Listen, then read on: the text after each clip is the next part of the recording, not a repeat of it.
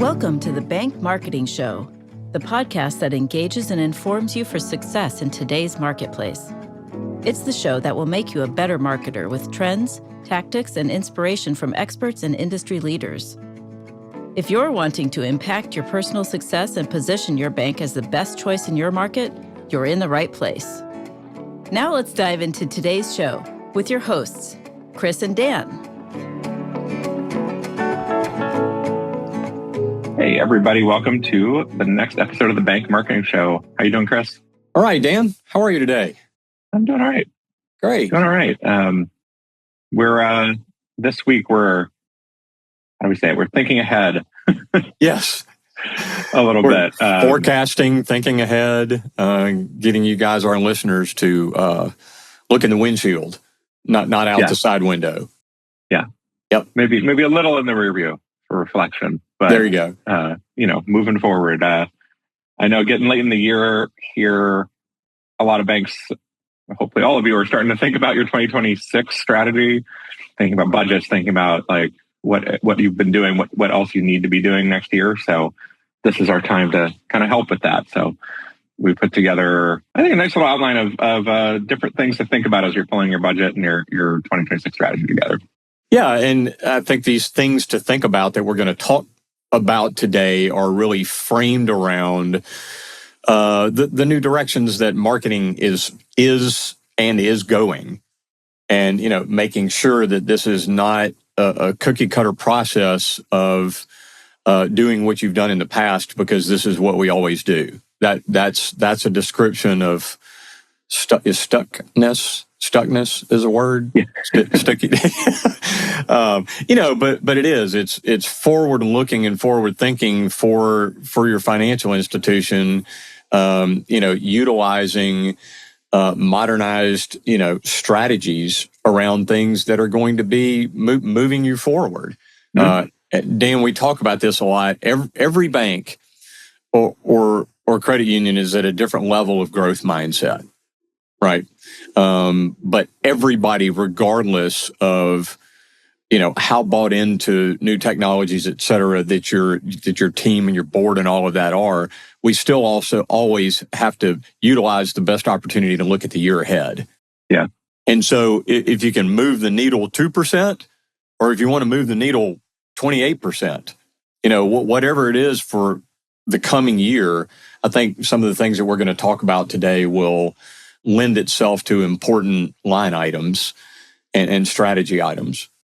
Yeah, I think it's really, it's as technology evolves, your customers, the way that your customers find banking services, use banking services, interact with you, want to interact with you, it all changes, it all evolves. Mm-hmm. So your marketing strategy also needs to evolve and reach them the ways, at a time when they want to be reached, the ways they want to be reached. Yeah. Well, and you stated it as we were talking about preparation for this episode, this is a great time to look at not just in 2025 or back in 2024, but looking at kind of what's slipping, or was I think a word that you used, Dan, but it was kind of what do you feel like is not really getting traction? And most of the time, if your gut's kind of telling you that, it's worth paying attention to. Yeah. Or hey, we still run ads in the paper because they're a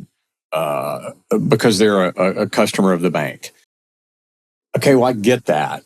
But if you can take those X dollars and do things that are new opportunities and of more measurable consequence, then again, whether you can move that needle 2% or 28%, whatever it is, but it's starting to shift.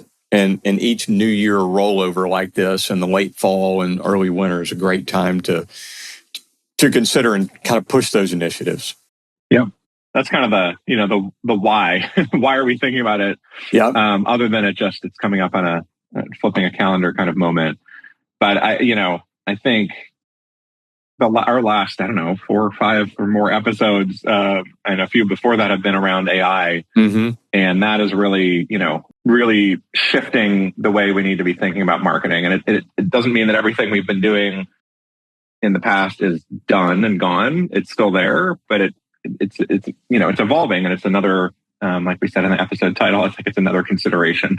There you go. For your strategy, and it's one that even for tiny banks, you need to be thinking about. Yep, absolutely. And, we talked about, so we're going to kind of talk about some new technologies and approaches a little bit more here in a minute, and reinvesting in that visibility.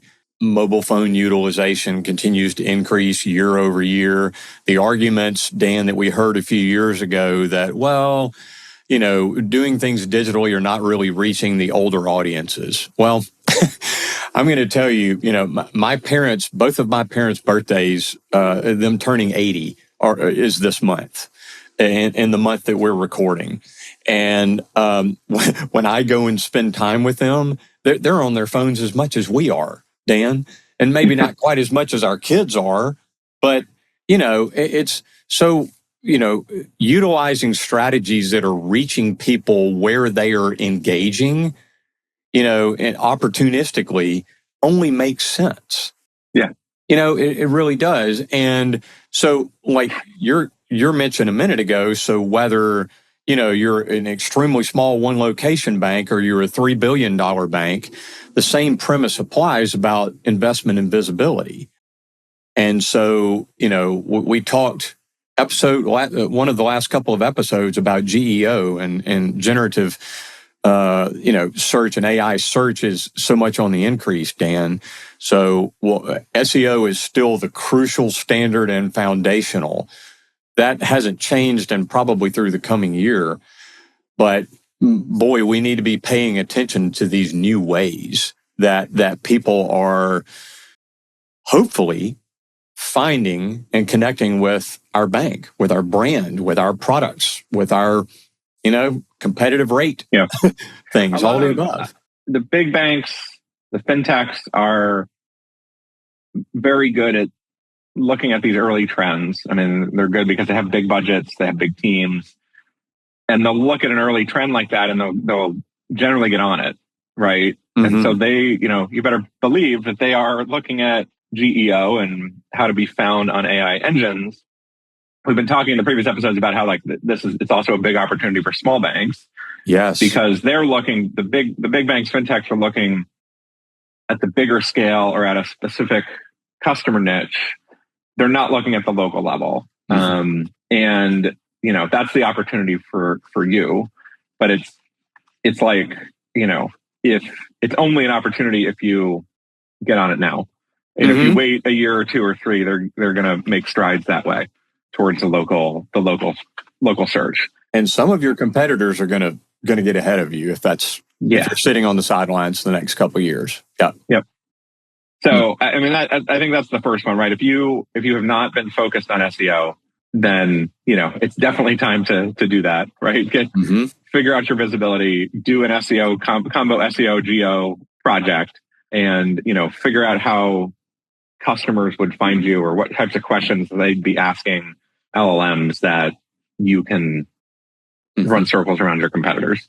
Yep. And I think it's even one where I want to make the point that it's important enough, I think, in the next 6 months, next year, that, if your budget's not going up, it's important enough to be thinking about reallocating, now we've been doing a few $1,000s in digital ads. So maybe it makes sense to move some of that to SEO, GEO for a while, make some strides there, and then bring it back. Because both SEO and GEO and digital ads are working on the same goal, which is help people find you digitally.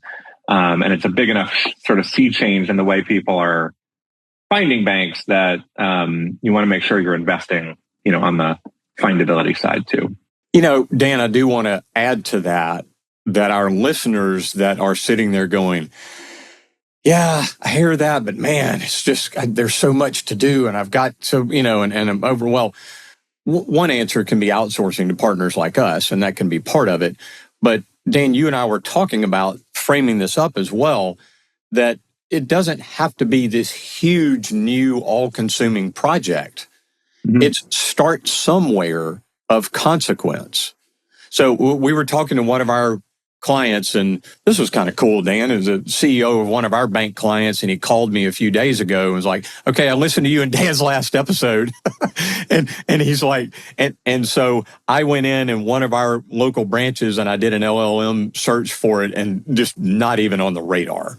Yeah. Didn't even come, but their SEO is in, semi-decent shape, and we've been making some progress on some of that. So he was like, okay, what do we need to do? What do we need? And I said, well, first of all, take a breath, because remember that there's still just a small percentage of search that is on AI at this point. However, fast forward 6 months from now, a year from now, yes, that's so it is. I said, so look, let's start small. Let's start with a couple of things. First of all, we're going to frame up an FAQ to add to your website. And we're going to frame it up with human-styled questions. Yeah. Not, rates about HELOC, whatever, that's bankers talk. No. It's, I need some, we need money for, adding onto our house. A humanized question like that, and then we answer it. So is it the same information? Sure. So let's build out some FAQs, and then I told him, and let's work on some consistently acquiring new reviews. Even if it's 2, 3, 4 a month. Not trying to overwhelm you here, not trying to, So let's start with just a couple of things like that, and we're going to impact this, and of course our team is going to help them with all of this. So yeah, it's this. You've called it, Dan, slow cook marketing. SEO and GEO it's not going to transform things next week. Yeah. Next Tuesday, it's not going to all of a sudden we're king of the mountain locally in local search. It's more an investment in the long run, and it's more spending time on the FAQs and the blogs, and building up your content over time. And and you can do a lot of other things with that content than SEO. You can write long form blogs and chop them up for social media, make them into newsletters. You can do a lot more stuff. That's the thing, right? You just get some new stuff out there. Get the 2 or 3 reviews a month. Yeah, I'm a big fan too of. I might refer to it as using the LLMs recursively. You can go to ChatGPT and say, I want to do a GEO project for my bank's website. Go scrape the website, give it the URL, and it'll tell you some things. And it's not going to be it's going to churn back sort of generic GEO advice.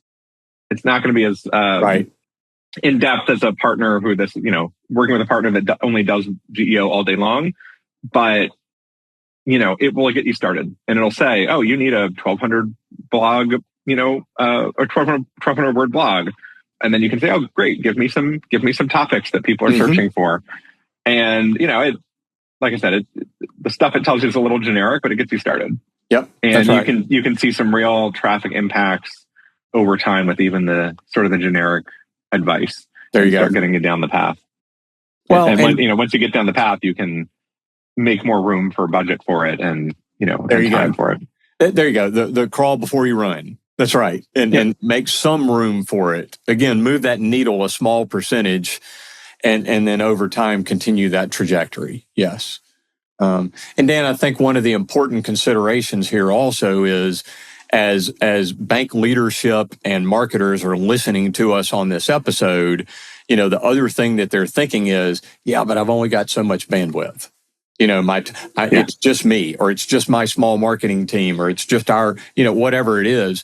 And there's only so much bandwidth. So, or I'll say the other way I hear that is, we don't have time for new projects. Ah, there you go. Right. It's another way of saying we don't have bandwidth, but it's same thing of, Well, so in that breath, I think one of the considerations is that this is taking the place of other efforts. And those other efforts really are traditional marketing that are not as trackable, are not as, and those of us that grew up in marketing, and getting the 7 touches across multiple platforms and print and magazine and billboard and, this and that. And then we entered email, and then we entered this, and it was all these other kind of things. And, that's all great, but so much of it's not trackable. So in everything that we're talking about doing now is specific and measurable and trackable. So, if we're doing these new strategies, Dan, then some of what we're handing off from a budget perspective and also from an effort perspective are some of the traditional things that take up bandwidth. So some of it is we're replacing, we're not just adding to workload, Yeah. And I think that's an important consideration. Yeah. Yeah. I think it's, you can't fully get away from sponsorships and the local stuff. But is there a way to make more capacity to do it? The local stuff doesn't take a lot of strategy, right? It takes a budget, and you probably have opportunities that you do things that you do every year, and then new things, new sponsorships, or sponsor a table at this event, type of things come up through the year. But how can that's not. Those are great, and you need to be doing those, and that's the stuff that the bigger banks aren't doing at the local level. Keep doing that stuff, but how do you make that a smaller portion of your time? Mm-hmm. And I don't have the answer for all the banks listening, but you need to make the time. I think the point we're trying to make is you need to make the time for the digital, the new stuff, because sponsorships are good, but I think nobody's rushing out to the bank after that. Yeah, after seeing you at an event, it helps to create brand awareness. But when they're ready to search for a bank or search for a loan or a product, they're on digital, and so you need to be there too in that moment.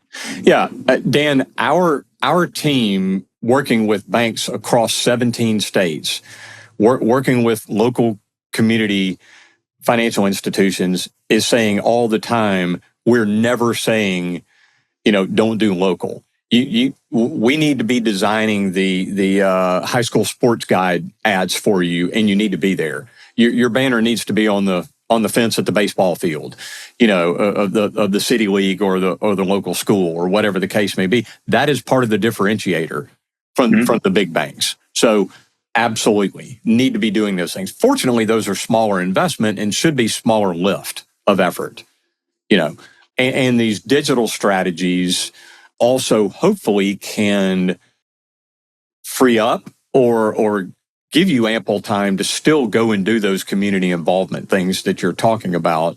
But what we're talking about is big chunks of budget and sometimes effort for traditional marketing that is not going to be as effective anymore. So pulling it over. As you and I were preparing for this episode, I pulled an interesting stat, Dan, from eMarketer, that says that at the same, banks will increase their investment in digital channels by 18.2%, over the coming year or two.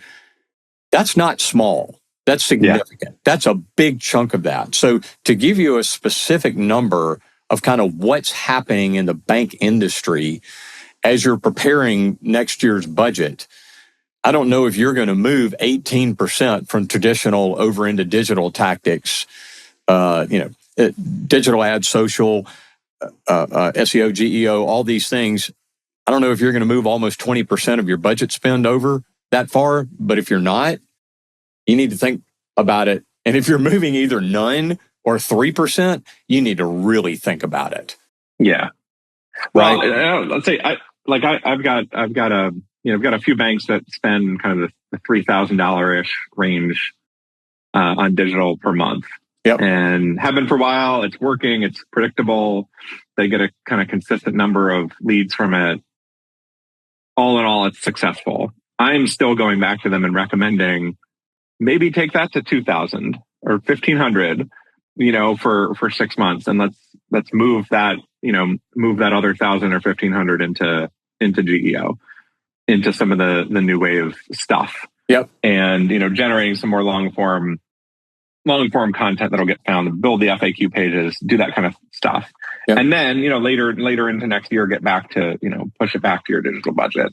Mm-hmm. So, it might also not be, we're increasing our budget by that 18%, right? Because that's hard to do, but it's like, can we shift stuff over and balance? Because you can, when you turn off digital ads, the traffic stops immediately. But you invest in SEO, GEO, like it's like we said, it's for the long run. And you'll build up traffic that will be a little bit more persistent after you stop, once you stop the monthly investment. Mm-hmm. But I think too, like once you've been doing that for 6 months or so, you'll see more traffic from it. You'll see, and we'll see how the LLM search is just growing as a percentage of the search share. And it's going to continue to do that. Yeah. And, a lot will happen into next year. And so starting to invest in it now, moving that budget over, will give you an opportunity to be part of that conversation as we see those shifts happen. Yeah. Well, and Dan, another part that we wanted to cover today as we were talking about this, I'll call it framing, but it's positioning or framing as you're looking at the year ahead, and not just, it's both in what and how you're going to talk about who you are, your brand, what it is your offers are, and all of that. So it's, and we know, and again, even AI is leaning into this so much, is building around customer challenges, problems, life pain points. What are their needs? Not talking around bank products or we're the best bank that we do this well. Yeah. That's not what people engage with or want to hear about. What they want to hear about is, I'm getting married. We want to try to buy our first home, and what mortgage, opportunities do you have? And I just watched my stepdaughter and her husband, step through this and literally buy their first home. And Dan, it was amazing for me to watch the process. And I kind of stayed out of it. I wasn't going to guide, but I kind of quizzed them along the way. And I was like, so what are you getting? What are you hearing? And they ended up going with a local bank here. One, because they had a person, and that felt a whole lot better to them than a Rocket Mortgage kind of thing, but this bank was actually speaking to, hey, we've got products that are framed around, again, I realize within compliance, we can't talk about age groups and all that, but we're framed around helping you as a first-time home buyer. And boy, when they got that, they were like, oh, wow, that feels good. Well, and that's like, yeah, right. There's an article, there's a blog post or a long form thing on why having a person at your bank is helpful when you're buying your first home. Mm-hmm. Yeah, because that's, people used to use search. And I keep going back to SEO and GEO because it's just so crucial for 2026.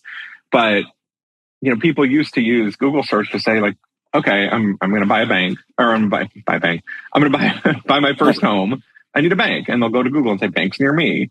And people still do that. But increasingly over the last few years, people are just typing their problem or their question into Google. And that's what people are doing in LLMs, and that's going to get even more so. So, your stepdaughter may go to ChatGPT and say, tell me the steps to buy, I'm first-time home buyer, tell me the steps to buying a home. Yep. And then ChatGPT will go out and look for articles. And so if you've written one that says, oh, you should really think about a person, it'll say, First National Bank of St. Louis recommends, finding a bank with human, with a person that can help you because it's helpful for these 10 ways. Yeah. And, that's going to be a new way that people discover you. Mm-hmm. And that's just a really good example of it. And this is just one thing, but I think the larger point is building around all those problems, right? Not the features, not the products. Yeah. And we're talking about customer problems. We keep using the phrase pain points, those types of things, because Dan, people don't just go get loans flippantly. They're doing it for a reason. They're buying a home. They're starting a business. They're growing their business. They're, doing these things. They need a HELOC. They need whatever. They have reasons for that. And I think especially on the deposit account side, it's a pain in the butt. We're recording this on a Tuesday. My wife and I didn't wake up on a Tuesday and go, hey, you know what we could do today? This would be fun. Let's go change banks. For our deposit account. No. There's going to be a catalyst, a need, a reason. Somebody moved, somebody had a fraud issue that didn't get help for, that, again, all these things. So Dan, that's all we're talking about is building content, messaging, advertising around, we solve problems for you. and make it engaging and relatable, through this. It's back to, you and I talk brand messaging, on this show so much and how crucial this is. And that's really part of what we're talking about here, isn't it? Yeah. Yeah. It's the overall brand stuff, but to get at customer problems, you have to be thinking about specific kinds of customers, right? The subgroups. Yeah. The subgroups. You've got to be thinking about, right, like the first time home buyers, but what are all those other subgroups that your bank cares about and that your bank does uniquely well against competitors, right? Maybe it's first time home buyers. Maybe it's I used to work with a bank that was the only bank in their area that, did loans on manufactured homes. Right. And like, oh, that's too small to worry about on the website. I'm like, it absolutely is not. Right. Because like, I mean, how many loans do you do on manufactured homes a year? Oh, we have 20. Okay. Well, you should have a page on that. And if it helps you get 5 more per year, you've increased your manufactured home loans by 25%. And I think LLMs and the way people consume information now is only going to make that more important. And then how many other banks have a page on manufactured homes? How many other banks are talking about the issues that customers run into when they want to get a loan for their manufactured home? Not many. So be there. If you have the content on that, it's a lot easier to be found these days. So talk about the problems. Yeah. Well, an example of that, Dan, could be if we're running programmatic display ads for a bank, okay, and they're wanting to reach small businesses. Your example in this was a great one, is that because we can run rotators, in serving programmatic display ads, and instead of one ad that's for small business loans, let's do one for contractors, one for local retailers, one for ag producers, or whatever it is. Break those small businesses down and run those in sequence, or run those tied to specific keyword sets that are around, what a contractor is looking for in a banking need.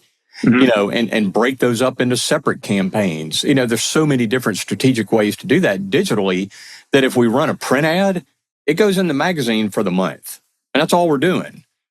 And so that's the kind of transformation that we're talking about, is being able to speak specifically, to certain, in that example case, in certain small businesses that make the most sense, because we do loans to veterinarians. So you want to, let's do that, and let's target those and how to speak straight into what they feel like. Well, to grow their vet clinic or whatever it is. Get another level deeper from loans to veterinarians and think about what is the last loan you did to a veterinarian? What was it for? Yeah. They needed to buy an X-ray machine or whatever. I'm making that up.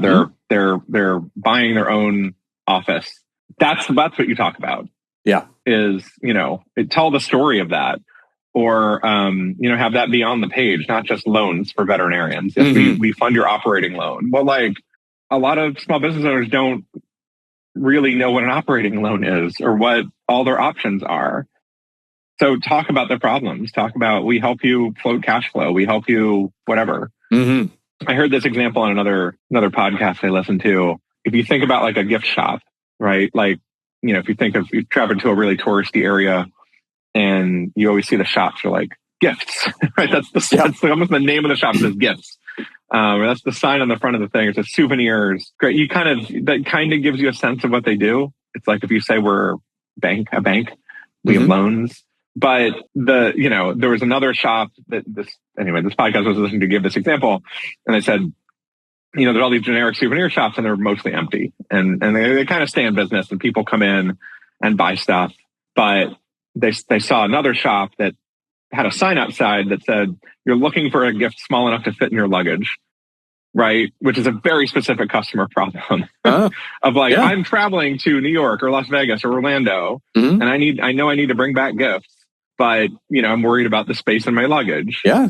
And they spoke to that, and then they had a whole table in the store set up with here's small boxed up things that you can bring back. And, yes, that store wants to cater to 30 different customer problems. They don't just want the people buying small stuff, but by speaking directly to that problem, they attract kind of all the people looking for small stuff. And those people will buy other things while they're there. And, the foot traffic of the people looking for small stuff will attract people looking for other stuff.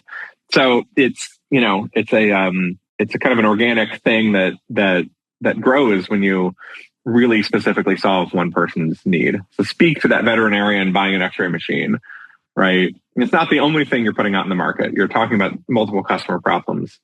But if you don't speak that specifically, it's hard for people to remember you, and hard to stand out in the noise. And as a bank, if you're telling those stories and creating that relatability, and 2 or 3 times in the last couple of minutes you said speaking to, and I think that's it, Dan. That relatability, that speaking to, and if you're doing that across your social channels, and things that look and feel more organic and are speaking to, that's going to raise your social engagement, and it's going to, your impressions can be great on your digital ad campaigns, on your programmatic or your SEM or whatever the case may be, but your clicks and ultimately your conversions are going to go up when you're more specific, because the quality of your conversions are going to increase because you're speaking specifically to that person, that group, that need, that pain point. And boy, when you get that connection with that individual, they're going to be so much better prepared, for hey, I'm ready to take this step, whether it's apply for a loan or a new account, whatever the case may be. And it's So Dan, as we've talked about all this, what we wanted to do for this episode maybe was create a little bit of a checklist. So if you're driving down the road and you can't grab your pencil or in your notes on your phone at the moment, we'll have this in our show notes for you as well. But I think this is a great little checklist that Dan, that we helped put together. Yeah, and I think it all kind of relates back to like a few core themes, and these are things that we've been talking about on the show for a long time. Yeah. But I think the first thing, right? Figure out where you're showing up and where you're not. Actually go sit down and Google your bank, type some banking related questions into LLMs. Think of the customer. We've had some episodes recently on think of your actual customer questions. Like those are gold. Mm-hmm. You can do so many things with real customer questions. Not sit back and think about what customers might ask, but actually talk to people answering the phones, talk to lenders, and get a list of customer questions. Throw those customer questions into ChatGPT or Claude or wherever, and see what shows up. See what other banks show up. Think of ways that you can show up. You could ask, again, recursively, ask ChatGPT, we want to be found when customers ask these questions. Here's 10 questions, and have it give you a strategy for showing up for that. There you go. Yeah. So auditing your visibility. That's the ideal place to start. Then you see, speaking of pain points, you see what your own pain points are. Yeah, and you see the scale of that. You'll see the scale of what we're talking about. Yeah. I think generically everybody thinks, we got to be found in LLMs, but if you actually sit down and take a few minutes to do this searching, you'll get a sense of the scale of it. Mm-hmm. And that will help with the second thing on the checklist is rebalancing your budget between traditional and digital. We should be moving more towards digital. But if you have a sense of that visibility scale, that will help you balance the budget a little bit better and help you see and feel the importance of moving stuff to things like GEO. Yep. Well, and the next one that we had on the checklist also was aligning your marketing campaigns, your spend with real customer challenges.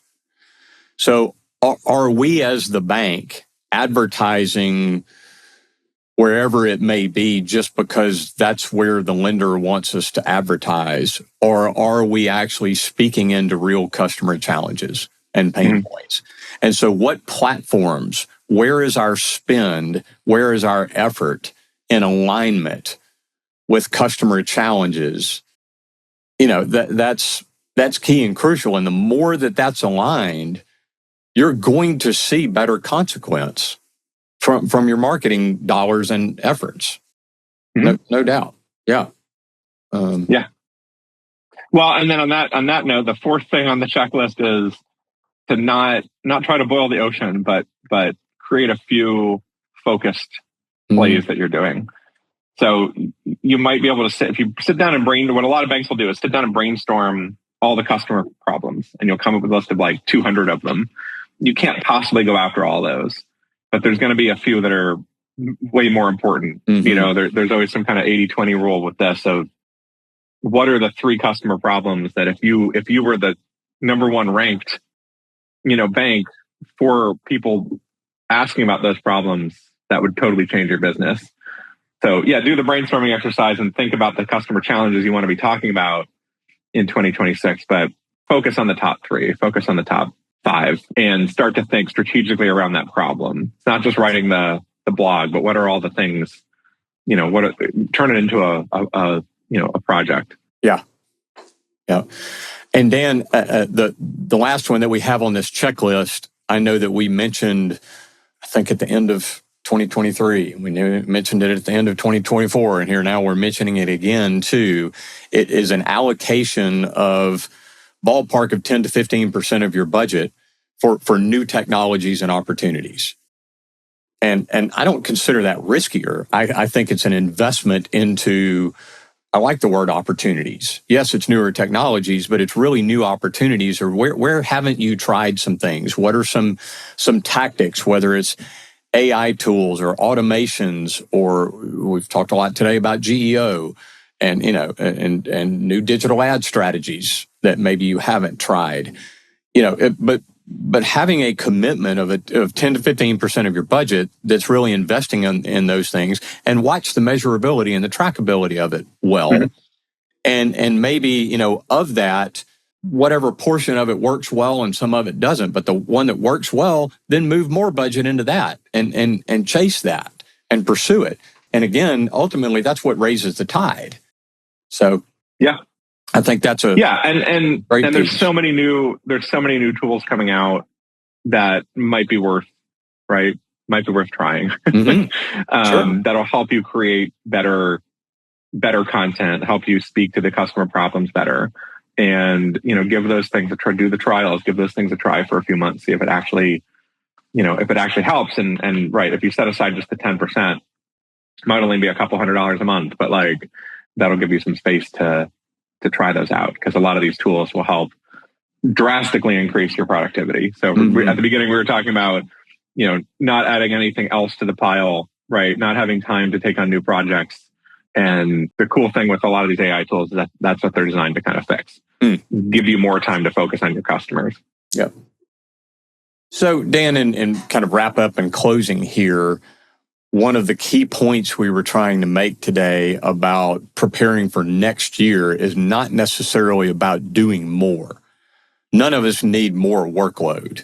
That's not what we're talking about. We're talking about better focus in the right areas.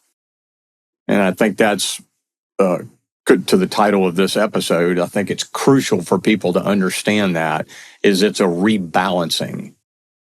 And an adjustment. This isn't, go try all these new things on top of everything that you're already doing. Yeah. That's not the case at all. Right. So we wanted to be very clear about that. I think you put this word out there, Dan. It's about rebalancing. I like that a lot. Yeah. Right. We've been doing the same thing the same way for several years. There's a lot of new disruptive technologies. So it's a really good time to step back. Audit your visibility, right? The first thing on the checklist, step back, look at how you're actually visible, how customers are actually finding you. And rebalance your strategy, rebalance your budget around that. Yeah. Well, Dan, I know one of our primary purposes in doing this show is that we want to be of resource to and help our listeners. So if number one, if you haven't subscribed on the channel that you're listening or watching to us on, please take a second and subscribe to the show here. Number two is reach out to us through bankmarketingshow.com and connect with us. Dan and I are happy to have conversations with you, about your specific questions, about your specific instances and what it is that you've got coming up for 2026. And hey, we're opening a branch in a new market, or we're doing this, and just having these conversations that can be helpful to you in from a budget standpoint, from a strategy standpoint of what you're doing. We love those. So reach out to us through the website, and we're happy to share best practices and chat with you anytime. Absolutely. Love to talk to you guys. Yep. All right, Dan. Well, thanks a whole lot. Look forward to the next one. Thanks, Chris. And thanks, everybody. All right. Talk to you next time. Thanks for joining us. To go deeper or get access to some of the valuable nuggets from today's show, go to bankmarketingshow.com. There you'll find episodes, links to resources, and much more. Be sure to subscribe wherever you find your podcasts. And join us next time.